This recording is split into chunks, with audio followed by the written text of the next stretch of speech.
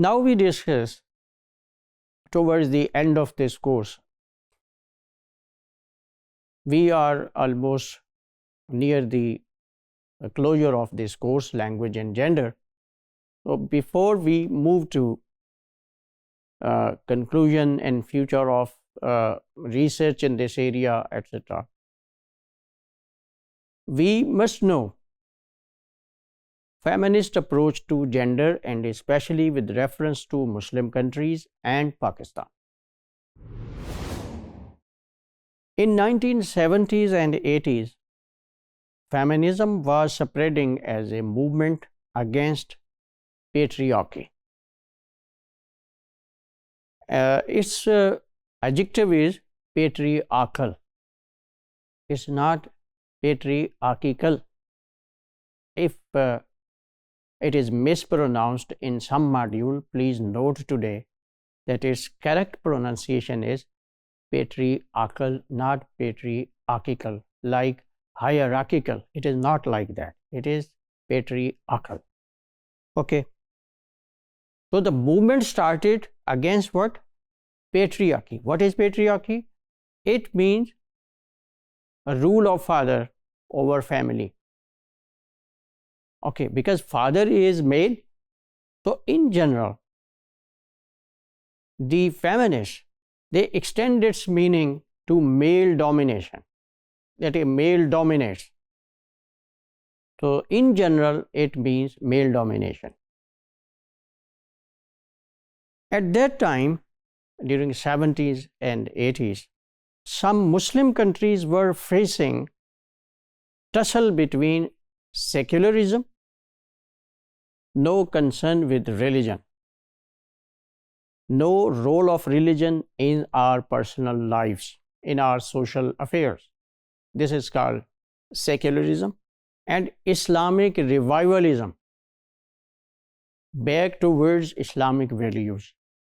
So these two different types of movements were taking place in Muslim countries, were being introduced in Muslim countries.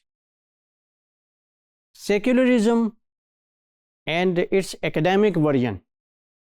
When we bring secularism in academic word, means in universities, in discussions on academic forums, in conferences, etc.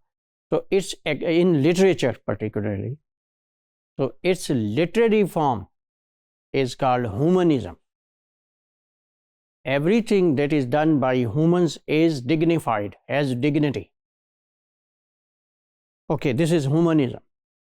So secularism and its academic form humanism are being spread in Muslim countries as a substitute of religion.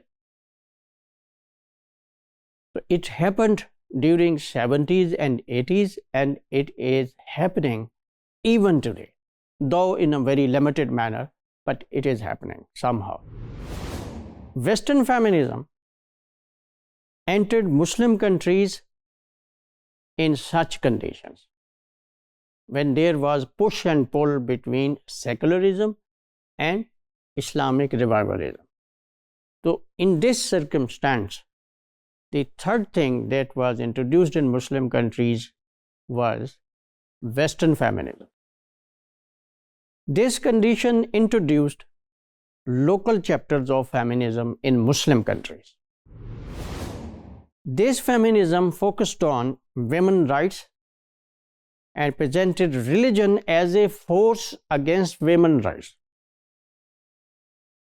That's why these people introduced humanism as a substitute of religion. They thought that religion is against women, it represses women, it denies rights to women. Now, when they talked about women's rights, now this is a very interesting, very captivating, attractive slogan. Everybody thinks that this is something rightful, we should support it.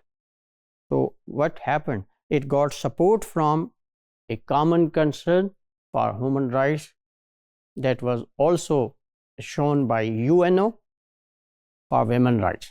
So they also supported this slogan, this demand. Mostly urban, Western educated and secular men and women associated with this movement. But currently, it is thought that feminism in Muslim countries is not a local version of Western feminism. We have already talked about it in some previous module, that Western feminism does not represent all types of feminism that prevails in different countries of the world, including Muslim world. It is purely a Muslim and faith-based feminism that emerged in the late 20th century as a new discourse of gender equality and women's rights in Muslim countries. It is this Islamic, I have put it in inverted commas because Islam has nothing like feminism. When we are using this term with feminism, it means feminism that was introduced, that was imported from Western world to Muslim countries. So please understand this difference.